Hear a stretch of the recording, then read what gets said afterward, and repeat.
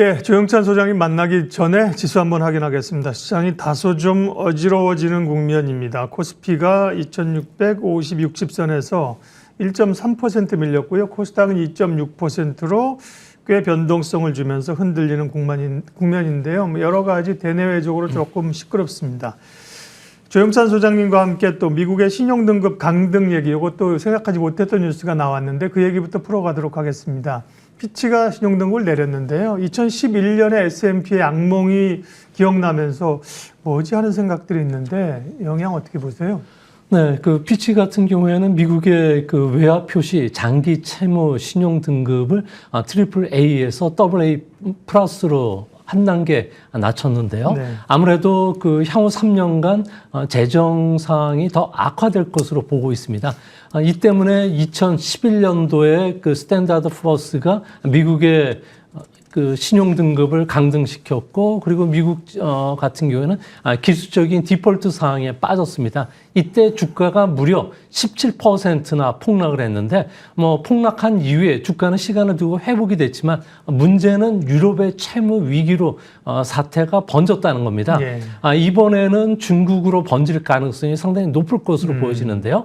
중국 같은 경우에는 현재 디플레이션 압력을 받고 있고요. 또 여기에 전체 부채가 GDP 대비해서 무려 350%를 넘는 상황이라고 합니다. 이 때문에 중국의 채무 위기로 인해서 각국에서도 그렇지만 지방은행이라든지 지방정부, 철도와 관련된 기업들에 대해서 중국 안에서 신용등급이 좀 하락할 가능성이 있지 않나 보여집니다. 다행히 미국 같은 경우에는 안전판을 마련되어 있는 상태인데요. 연준 같은 경우에는 그동안에 기준금리를 0.25에서 5.5%로 올리면서 실탄이 충분히 확보되어 있는 상태입니다. 이 때문에 양적 완화로 바꾼다든지 금리를 1%포인트 이상 낮춘다면 미국의 외화와 관련된 그 달러 위상은 그대로 유지시킬 수 있다는 점에서 미국은 괜찮지만 아무래도 펀더멘털이 약한 중국을 비롯한 신흥국 같은 경우에는 이번 위기에서 피해가기는 좀 어렵지 않나 보여집니다. 네.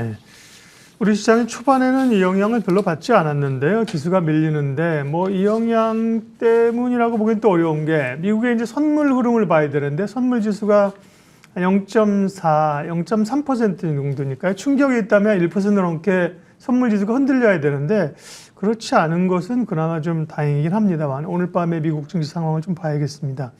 미국의 최근 지표들은 좋습니다. PCE 물가도 좋게 나왔고요. 얼마 전에 나왔던 2분기 성장률 지표도 연율 2.4% 예상치를 상회한 거죠? 네, 그렇습니다.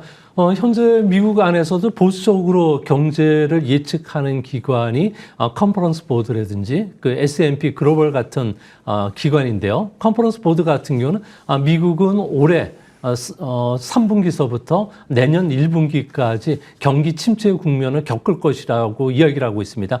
그림에서도 보시는 바처럼 채무 압축이라든지 부동산 가격 하락, 그리고 은행의 신용 위기가 계속 이어지고 있다는 점에서 경기 하락을 피할 수는 없을 거로 보고 있는데요.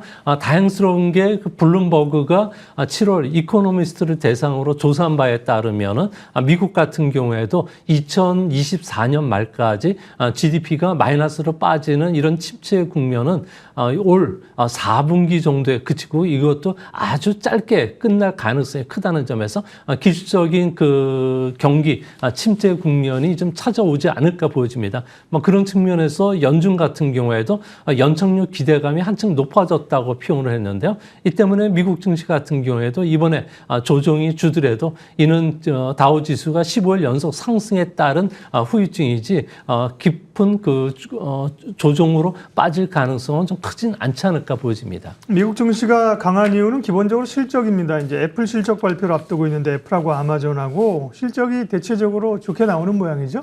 네, 그렇습니다. 네. 미국 같은 경우에는 현재 S&P를 구성하는 종목들의 35% 이상이 좀 실적을 발표했는데요. 포지티브 서프라이즈 비율이 무려 82%나 됩니다. 이는 추세적으로 보면은 74%에 불과했던 점과 비교해보면 상당히 높은 수준이고요. 또 미국의 하이테크 기업들 같은 경우에는 금리 인상에 쉽게 영향을 받는데 그런데도 불구하고 나스닥 100 지수에 포함되어 있던 기업들 같은 경우는 매출이 무려 어닝 서프라이즈 기업이 76% 됐고요. 주당 순이익도 83% 기업이 시장 예상을 좀 웃도는 상황이기 때문에 미국 같은 경우에도 이번에 조정이 찾아오더라도 그렇게 깊진 않을 것이라는 점을 시사하지 않나 이렇게 보여집니다. 네, 중국 얘기도 좀 하겠습니다. 중국은 최근에 친강 외교부장이 7개월 만인가요? 작년 12월에 임명됐는데 갑자기 낙마를 하면서 이게 뭐 약간 뭐 개인사일 수도 있지만 중국에 약간 또 관련된 권력 투쟁설까지 나오고 상당히 좀 여기도 혼란스럽습니다. 이 이슈 좀 짚어주세요. 네, 뭐 친강 해임 사유가 발표되지는 않고 있는데요. 이는 뭐 중국의 얼굴이라고 할 수 있는 외교부장의 신뢰도가 떨어져서 그런 것은 아니고요. 네. 임명권자인 시진핑이 이번 사태에서 아무래도 피해갈 수 없기 때문에 해임 사유는 당분간 밝혀지지는 않을 것으로 보여집니다. 해외 언론이 주목하는 사실은 두 가지인데요. 아무래도 그 외교부 차관이 승진 인사를 하지 않을 정도로 중국 외교부 내 부패라든지 기밀 유출 그리고 규율 위반 문제가 심각하기 때문에 현재 외교부와 관련된 숙청의 폭풍이 언제 진행이 될지 관심을 드리고 있고요. 현재 그림에서 보시는 것처럼 홍콩과 대만에서는 이번 사태 가장 그 핵심은 불륜과 사생활 문제였고 이 불륜 상대인 후샤오텐 같은 경우에는 미국을 위해서 기밀 정보를 빼돌렸다는 이중 스파이 논쟁이 지금 휘말려 있는 상태라고 합니다. 이 때문에 이와 관련된 셰펑 현재 워싱턴에 주재하는 중국 대사가 이를 보고를 했고 후샤오텐 같은 경우에는 그 기밀 유출과 함께 이와 관련해서 수용증이 딸린 대저택에 살고 있다는 문제도 시진핑에게 보고됐다고 합니다. 이 때문에 시진핑 같은 경우에는 현재 그 친강에 대해서 업무 중단 지시뿐만 아니라 사정 조사를 받으라는 지시가 내렸기 때문에 현재 권력 투쟁은 좀 더 이어지고요. 이와 관련해서도 앞으로 좀 더 많은 부서로 확대될 가능성이 크다고 합니다. 네. 왕이 중앙정치국 위원이 외교부장으로 복귀를 했습니다. 전임 이제 외교부장인데 그에 따른 영향도 좀 분석을 해봐야 되는데 오늘은 이제 그 부분 넘어가고요. 우리 입장에서는 중국의 이제 인민은행장도 교체가 됐네요. 그게 이제 경제적 측면에서 우리로 얘기하면 뭐 중앙은행, 한국은행장이니까요.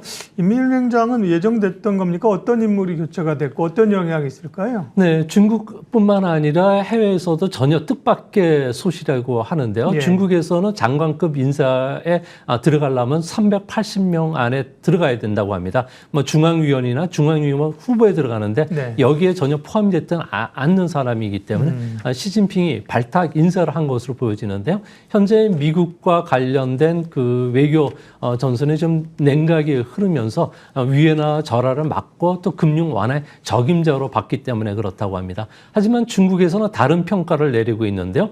중국에서 부총리급인 외교수장 그리고 인민은행장까지도 교체했다는 것은 앞으로 모든 부처 그리고 4천만 공무원들 그리고 국유기업까지 엄격한 관리 통제에 들어가고 사정 칼날을 꺼내겠다는 이야기인데요. 이 때문에 중국 같은 경우에는 기업들 같은 경우에 아무래도 그 복지 부동하는 사태들이 일어나면서 투자를 하지는 않을 것으로 보여지고요. 또 소비도 위축이 되기 때문에 중국이 의외로 하반기에는 좀 경기 하락 압력이 세지지 않을까 보여집니다. 네, 우리 입장에서는 뭐 외교 라인이 교체되는 게 중국이 영향이 있겠습니다만은 인민은행장 교체는 또 통화 정책에 큰 영향이 있을 수 있는 거죠. 추후에 이 부분 좀 짚어주십시오. 미중산업경제연구소 조용찬 소장님 함께했습니다. 인사드리면서 이슈 MB는 마치겠습니다. 고맙습니다.